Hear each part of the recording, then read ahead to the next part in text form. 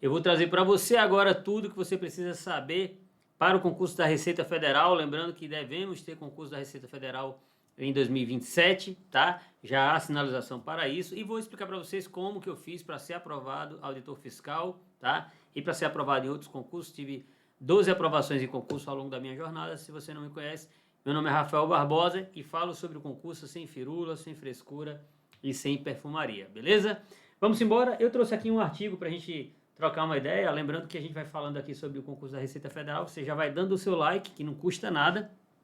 Eu estou aqui fazendo esse vídeo para você, para te ajudar a ser aprovado, ganhar seus 30, 40 mil reais por mês. Eu quero só o seu like, tá bom? E aí, se você gostar mais ainda do vídeo, comente, compartilhe e se inscreva no canal. E a gente vai falar aqui, ó, o que a gente tem, tá? É que a gente pode ter, o concurso já foi anunciado, né? Foi solicitado, ventilado já pelo órgão e pode ter autorização ainda em 2026. O que sugere, lembrando que a gente está em ano eleitoral, a gente deve ter agora eleições, a gente vai ter agora em outubro eleições para o Poder Executivo Federal e isso sem dúvida vai impactar em todas as decisões de concurso nesse ano, certo? Só que a autorização ela pode vir e tudo ser realizado no ano seguinte, tá? Sem problema. A Receita Federal é um órgão estratégico, tá? Ele é um órgão que tem certa autonomia e faz com que, para quem não sabe, a Receita Federal é responsável pelo ingresso, né, dos recursos aí e a fiscalização dos contribuintes dos tributos que são relativos à União, tá? Então a gente vai ter aí todos os impostos são da União, mais IBS, CBS, que pós-reforma tributária a gente tem aí, está convivendo com duas sistemáticas de arrecadação. Mas não é o assunto para este vídeo, tá? Então, só voltando aqui, ó. Então, a gente tem aqui, ó, o concurso que pode ser anunciado. Lembrando que a validade do concurso anterior encerrou em dezembro de 2025, tá? E o cadastro de reserva foi totalmente utilizado. Isso aqui é uma coisa boa da Receita Federal. Se você está começando a estudar agora para a Receita, para a área fiscal, a Receita Federal é sempre um bom ponto de partida, porque ele já eleva o nível de preparação para concurso, né, para a sua preparação para concurso, e te joga numa esteira onde o aproveitamento é o mais amplo possível. Assim, eu acho que já é histórico da Receita Federal chamar todo mundo e mais o cadastro de reserva. E também pela dificuldade, né? Isso acaba acontecendo por conta da dificuldade da prova, e aí você não tem um rol de cadastro de reserva tão grande assim. Isso acontece em outros fiscos, tá? Para quem não conhece a estrutura dos fiscos, deixa eu trazer aqui um slide. Tem um artigo aqui no canal, né? Um artigo lá no blog do site, está na descrição do vídeo, onde eu falo sobre o planejamento básico para a área fiscal. Então, é um artigo gratuito, e aí você pode aprender muita coisa lá interessante, de graça, tá? A gente tem, ó, na área fiscal, vamos colocar assim, ó. A gente tem a Receita Federal, que é o órgão da União. A gente tem 27 secretarias de Fazenda, tá? Porque a gente tem os 26 estados mais o Distrito Federal. E a gente ainda tem aqui 26 ISS, vamos colocar assim, ISS Cap, né? ISS Capital. No Brasil, todo município tem fisco, mas nem todos são valorizados ainda. Temos 5.500 municípios. Vamos supor que 5%, vamos arredondar para 250, 5% só tem fisco. Bora colocar um pouquinho mais, que é um pouquinho mais. Tem fiscos que pagam acima de 10 mil por mês. 300.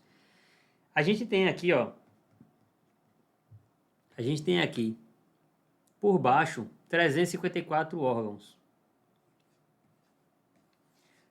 Onde você pode, com nível superior, qualquer nível superior, resolver a tua vida. É por isso que toda vez que eu estou falando de algum fisco aqui, eu sempre falo da importância de você pensar na área. Se você tem restrição para mudar de estado, para viajar e tal, como eu tinha, vejam, quando eu comecei a estudar para concurso, eu era muito liso.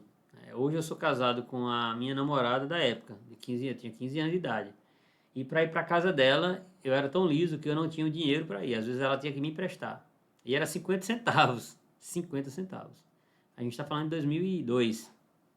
Comecei a namorar com ela no final de 2001. Então essa era a minha realidade. Minha primeira aprovação foi em 2003. Quando eu comecei a namorar com ela, eu já falava que ia ser aprovado. Num concurso ia ter que viajar e ia morar fora. E foi o que aconteceu. Então eu passei por cargos que não eram tão bons, porque eu posto direto lá no Instagram. Quem não me segue, siga lá, tá? @prof.rafaelbarbosa. Que o cargo muda a vida, o concurso público muda a vida, mas nem todo cargo é bom. Então tem cargo que é só passagem, como foi para mim o sargento do Exército, depois a DPU, fui analista da DPU, depois eu fui analista de TRT, que já é bom, já dá para se aposentar, mas também não era aquela Coca-Cola toda. E aí eu fui migrando. O bom do concurso público é que você tem a autonomia, o domínio de si, e você que vai dizer se vai ficar ali ou não, tá? Aí você não tem como a pessoa dizer, não, pô, eu sou servidor num cargo ruim, forçado. Não, ninguém é forçado. Você pode pedir para sair, pode passar em outro melhor. É uma escolha tua. Agora tem gente que não pensa, né? Eu poderia dizer aqui, poxa, não, só que tem gente que prega assim, né? Tem que ter 8 horas, 10 horas, mas tem gente que com 3 horas de estudo por dia passa num concurso que lhe habilita a ter 4 horas, aí ele muda de concurso, agora ele tem 5 e aí vai. Tem gente que passa num concurso de TJ, vai trabalhar 6 horas por dia. Vou dar um exemplo. Eu sou liso, não tenho onde cair morto, mas eu moro ali em São Paulo. Eu passo no TJ de São Paulo. O TJ de São Paulo abre concurso para escrevente de 2 em 2 anos no máximo. Sempre 1.000 vagas e paga bem, relativamente, tá?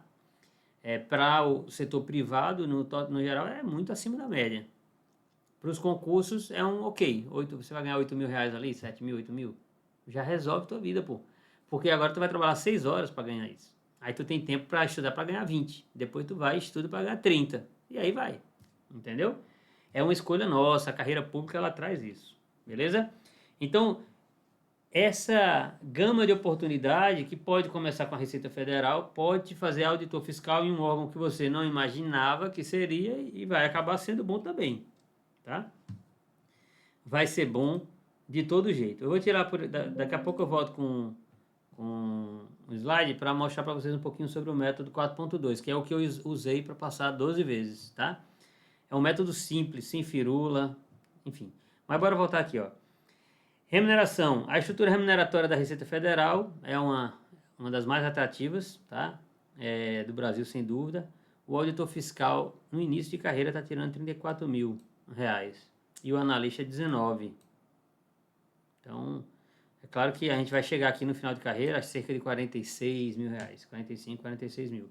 É uma remuneração muito boa, tá? Muito boa.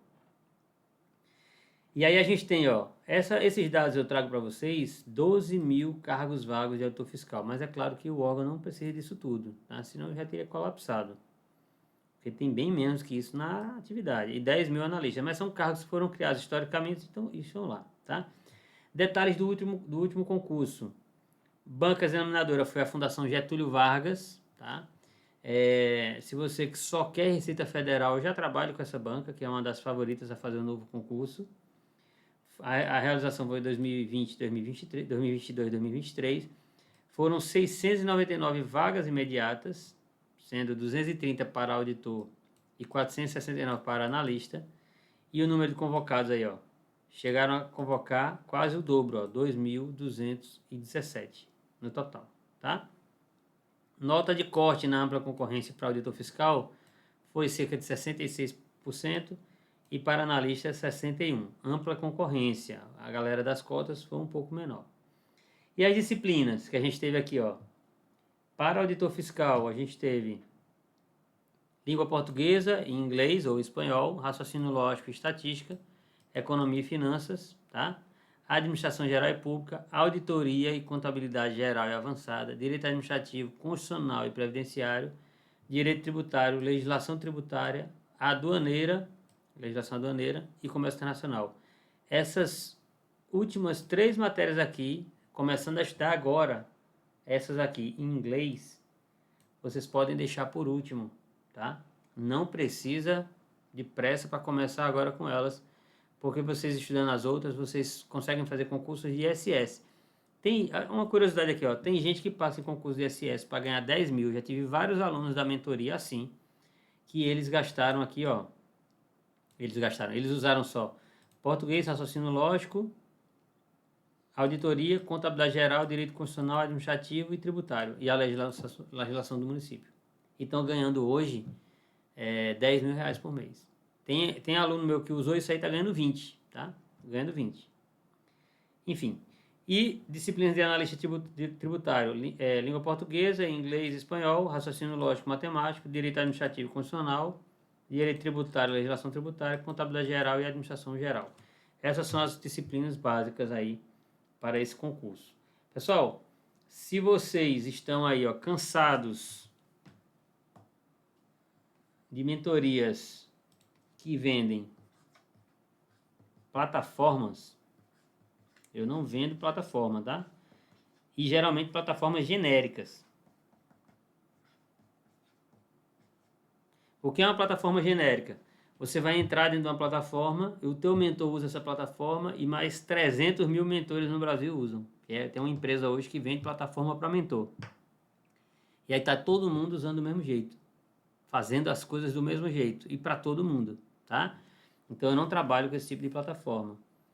Eu faço acompanhamento individual. O meu aluno, ele tem um foco, ele tem uma realidade e no dia a dia ele vai apresentar resultados. Esses resultados vão alimentando o meu SGM, que é o Sistema Gestor de Metas, e a gente vai trabalhando ponto a ponto do edital, sem firula. Você não vai precisar ficar fazendo material de revisão, nem escrevendo, nem comprando flashcard, mapa mental, vai gastar nada.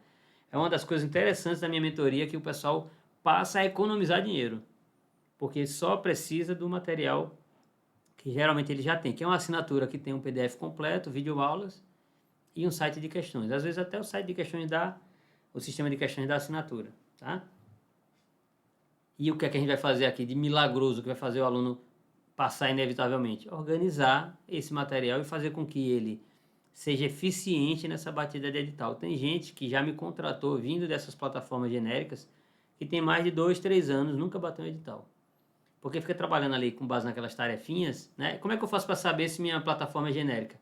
Pede para o teu mentor mudar a tua meta para ver. Ele não vai mudar. Por quê? Porque ela foi feita junto para você e para 1000 pessoas. Então, uma pessoa não vai conseguir mudar uma meta dentro de uma plataforma dessa. Você tem que seguir o fluxo, certo? E outro detalhe que faz você saber se é genérico ou não é tenta contratar a mentoria para um cargo que não está na moda ou que não tem muita gente atrás. E a pessoa vai dizer, não, eu não faço. Porque só faz onde tem volume, que precisa de volume. Essas plataformas genéricas precisam de volume, né? E eu faço mentoria para pedagogo que quer concurso de pedagogia, para prático de navio, para TRT. Eu tenho aprovações em várias áreas. Eu tenho aprovações na área fiscal, área de controle, tribunais, policial, todos os cargos, área administrativa, legislativa, enfim. E aí que vocês veem que realmente o negócio é individual. Tão individual que eu consigo fazer aprovação em qualquer concurso. E o método que a gente usa chama-se método 4.2, mais conhecido como método simples, certo? Porque ele simplifica. São 4 dias estudando a teoria por PDF, fazendo questões de fixação, tá? Se não entender o PDF, vai na videoaula. E nos 2 dias de revisão, a gente vai fazer as questões de teste. O que é que eu faço com o meu aluno? Eu submeto o meu aluno a testes em relação aos assuntos vistos na semana e vejo se ele está retendo. Porque a gente precisa estudar, aprender, né? Estudar mesmo, entender, aprender e reter. Se eu não estiver entendendo, eu não vou aprender. Mas eu posso aprender e posso não reter, que é aquele aprendizado volátil, né? Você aprende hoje e esquece amanhã. Então, para eu fazer esse tipo de teste aí, para ver se a pessoa está retendo ou não, 2, 4 dias depois do estudo, a gente testa como se fosse um mini simulado, os assuntos vistos, e o que a gente errar, a gente vai revisar. Dessa forma, eu não submetendo meu aluno às revisões de tudo que está sendo visto, que eu faço com que ele economize tempo. Isso faz com que ele tenha outra dinâmica dentro da aprendizagem. A gente consegue bater o edital mais rápido e bate de novo, e é esse reforço de sinapse que vai fazer com que a informação esteja guardada no cérebro ali para quando ele precisar mais tarde.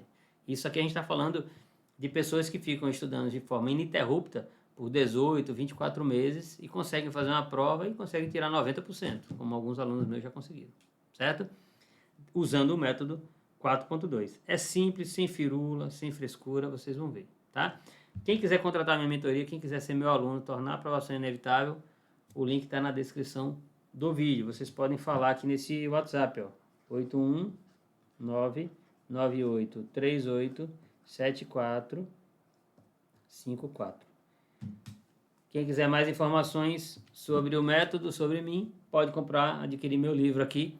Vende na Amazon, no Mercado Livre, na própria Ridel, em todas as lojas aí, tá bom? Grande abraço, fiquem com Deus e até mais. Fui.